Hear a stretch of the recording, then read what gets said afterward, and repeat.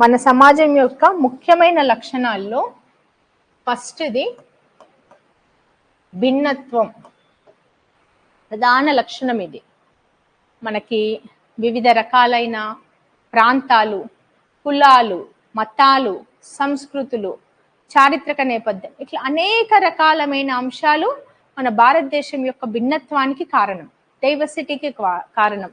అది ఎన్ని రకాలుగా ఉంది. ఫస్ట్ భిన్నత్వంలో మొదటిది జాగ్రఫికల్ డైవర్సిటీ, భౌగోళిక భిన్నత్వం.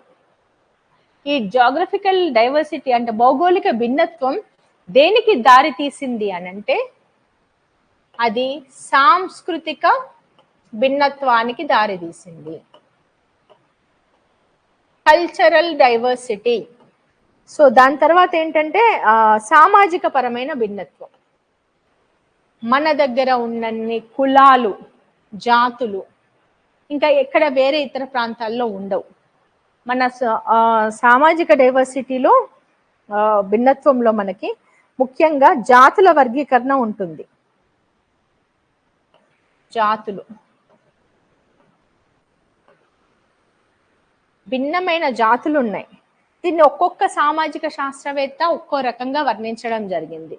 రిస్లే అనే శాస్త్రవేత్త సమాజాన్ని 6 జాతులుగా వర్గీకరించారు. తర్వాత బిఎస్ గుహ అనే శాస్త్రవేత్త, ఈయన కూడా 6 రకాలుగా వర్గీకరించారు.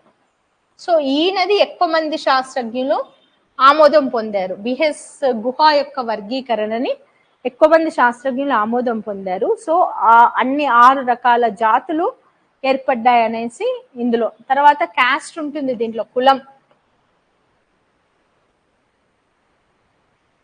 సుమారు 6000 పైచిలుకు కులాలు మన భారతీయ సమాజంలో ఉన్నాయి.